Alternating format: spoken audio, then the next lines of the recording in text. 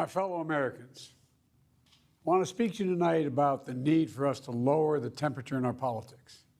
And to remember, while we may disagree, we are not enemies. We're neighbors, we're friends, co-workers, citizens, and most importantly, we're our fellow Americans. We must stand together. Yesterday's shooting at Donald Trump's rally in Pennsylvania calls on all of us to take a step back, take stock of where we are, how we go forward from here. Thankfully, former Trump is not seriously injured. I spoke with him last night. I'm grateful. He's doing well, and Jill and I keep him and his family in our prayers.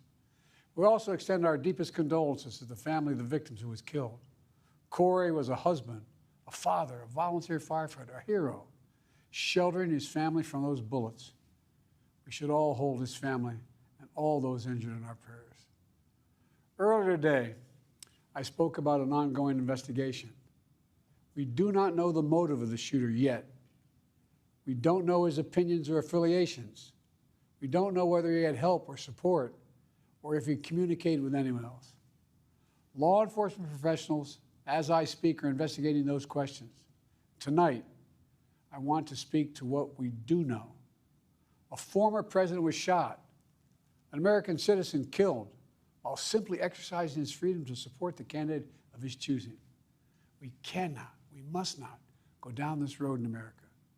We've traveled before throughout our history.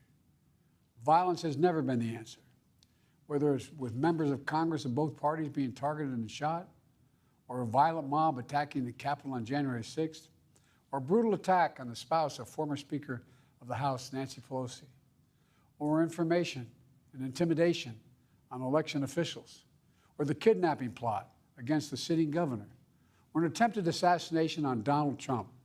There is no place in America for this kind of violence, or for any violence ever. Period. No exceptions. We can't allow this violence to be normalized. You know, the political record in this country has gotten very heated. It's time to cool it down. We all have a responsibility to do that. Yes, we have deeply felt strong disagreements. The stakes in this election are enormously high. I've said it many times that the choice in this election we make in this election is going to shape the future of America and the world for decades to come. I believe that with all my soul. I know that millions of my fellow Americans believe it as well. And some have a different view as to the direction our country should take. Disagreement is inevitable in American democracy. It's part of human nature. But politics must never be a literal battlefield, and God forbid, a killing field. I believe politics ought to be an arena for peaceful debate, to pursue justice, to make decisions guided by the Declaration of Independence and our Constitution. We stand for an America, not of extremism and fury, but of decency and grace. All of us now face the time of testing as the election approaches. And the higher the stakes, the more fervent the passions become. This places an added burden on each of us to ensure that no matter how strong our convictions, we must never descend into violence. The Republican convention will start tomorrow. I have no doubt they'll criticize my record and offer their own vision for this country. I'll be traveling this week making the case for our record and the vision, my vision of the country, our vision. I'll continue to speak out strongly for our democracy, stand up for our Constitution and the rule of law, to call for action at the ballot box, no violence on our streets. That's how democracy should work. We debate and disagree. We compare and contrast the character of the candidates, the records, the issues, the agenda, the vision for America. But in America, we resolve our differences at the battle box. You know, that's how we do it, at the battle box, not with bullets. The power to change America should always rest in the hands of the people, not in the hands of a would-be assassin. You know, the path forward through competing visions of the campaign should always be resolved peacefully, not through acts of violence.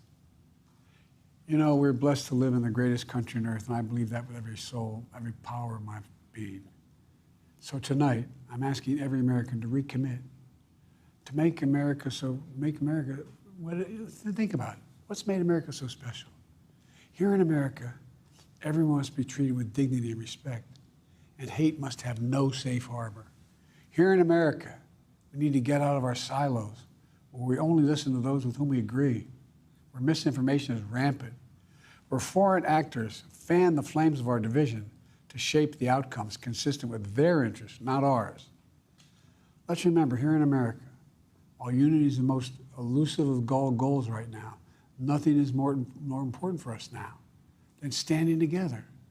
We can do this. You know, from the beginning, our founders understood the power of passion. So they created a democracy that gave reason and balance a chance to prevail over brute force. That's the American we must be. An American democracy where arguments are made in good faith. An American democracy where the rule of law is respected. An American democracy where decency, dignity, fair play aren't just quaint notions, but living, breathing realities. We owe that to those who come before us, to those who gave their lives for this country. We owe that to ourselves. We owe it to our children and our grandchildren. Look, let's never lose sight of who we are. Let's remember we are the United States of America. There is nothing beyond our capacity when we do it together. God bless you all, and may God protect our troops.